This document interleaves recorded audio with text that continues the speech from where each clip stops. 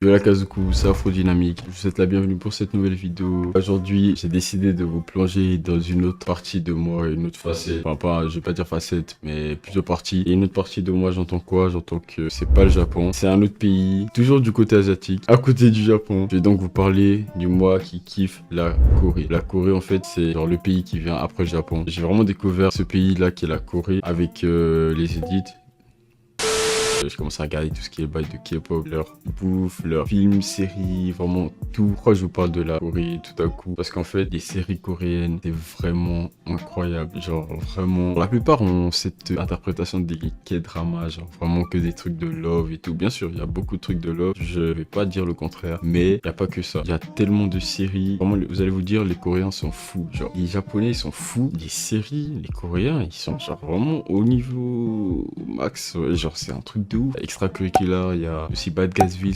Vraiment, il y a des idées de ouf. Ils ont vraiment de l'imagination et de la créativité. Moi, tout ce qui est créativité, et vraiment, les Coréens, ils sont super forts. Moi, je vais pas vous parler des bails love, tout ça. Quoique, j'ai commencé par un bail love, mais c'était vraiment pour découvrir. Je vous mets le nom au montage parce que j'ai plus en tête, mais je vais vous parler d'une série K-drama qui m'a vraiment mis mal. Genre, vraiment, je rigole même pas. Actuellement, la série, je pourrais pas la regarder deux fois. Parce que si vous osez la regarder deux fois, je crois que vous êtes des psychopathes. Quasi impossible. Mentalement, je vais vous présenter la série. Libre à vous d'aller regarder. Vous me direz vos retours. Si vous êtes fan de tout ce qui est secte, etc. Vibe vraiment bizarre, mystique. Ça va vous plaire. Let's go dans la vidéo. À tout.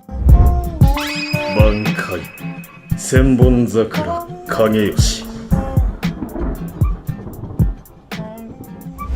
Alors, de quoi nous parle Save Me? Déjà, le titre, vous voyez un peu l'ambiance. Hein. Quelqu'un demande de l'aide, ça va tourner autour de ça. On est donc en Corée du Sud, bien sûr, on sera pas au Nord parce que je crois le Nord, ils ont même pas de K-drama, peu importe, mais on est bien en Corée du Sud, ultra développé avec ses bails de Samsung, Hyundai, genre vraiment toutes ces marques de ouf. Et donc là, on va suivre l'histoire d'une famille. Dans cette famille, il y a une fille qui s'appelle Sang-mi. Ils sont de base originaires de la capitale qui est Séoul. La famille décide de déménager de Séoul à un endroit qui s'appelle Mujigun, donc c'est un petit village, tout ça. Ils sont accueillis par une communauté religieuse. Ils sont présentés comme des gens sympas et puis vraiment, il n'y a pas de problème au début. Donc cette fille, elle va intégrer l'école locale. Puis là-bas, elle va faire la rencontre de 4 adolescents. Et puis ces adolescents sont plutôt sympas. Ils l'accueillent vraiment bien. Mais il faut savoir que c'est une fille un peu... Elle est un peu louche. Je dis louche en mode parce que elle est très...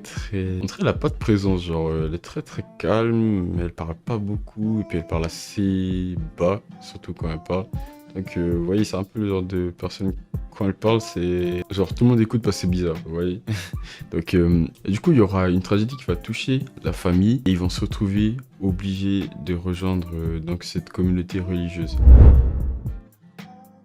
Donc, la tragédie dont je vous parle, c'est que le frère, parce que cette fille-là, elle a un frère jumeau, donc dans cette famille, il y a un petit frère qui va décider. Donc eux décident de rejoindre cette communauté. En fait, les événements étranges vont commencer dès ce moment-là. Au début, ils savent pas vraiment que c'est une secte. Je vous épargne les détails, mais vraiment, des choses horribles vont se succéder. Sang-mi sera considérée un peu comme la mère, la personne que tout le monde la craint, entre guillemets, et que tout le monde prend soin de la protéger. Parce que le but de cette secte, en fait, c'est...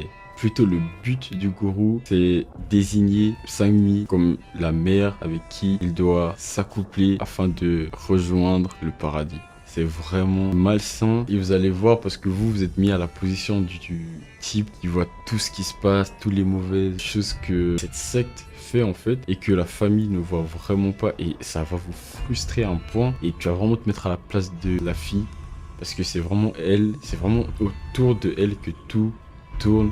Surtout dans la secte parce que tout le monde la considère comme la mère, mais en fait le seul but derrière ce truc c'est de commettre un viol limite, c'est vraiment un viol sur un mineur, donc c'est ça. J'ai dit, si vous regardez ça, à moins que vous êtes un psychopathe, vous n'allez pas regarder deux fois parce que ils ont vraiment réussi à jouer avec le mental de tout le monde. Et du coup, tout le long, vous allez traverser des sentiments de haine. Bien sûr, il y a quand même des gens qui sont gentils. Il y a un groupe de jeunes hommes qui en se rendent compte que, en fait, leur pote, donc cette fille qui vient d'arriver, qui est une ancienne camarade de classe, c'est entre guillemets fait enlever par cette secte et qu'elle est contrainte à respecter les règles de la secte. Donc eux vont tout faire pour essayer d'infiltrer cette secte et puis la sortir des griffes de ce gourou-là. Donc vraiment une superbe histoire. Moi je vous conseille d'aller voir au moins une fois dans votre vie. Donc j'espère que cette petite vidéo présentation de Save Me vous a plu. Voilà, je voulais vous présenter pour faire une petite introduction à ma facette de Corée, tout ça, vous connaissez. Donc si vous kiffez mon contenu, n'hésitez pas à vous abonner, activez bien la cloche des notifications pour recevoir toutes les notifs de chaque moment où je sors une vidéo. Donc allez-y, n'hésitez pas à me rejoindre sur Instagram pour voir tous mes edits ou bien interagir avec moi à propos de mes prochaines vidéos, etc. Moi je vous dis à la prochaine, prenez soin de vous, sayonara. Mankai Senbon Zakura Kageyoshi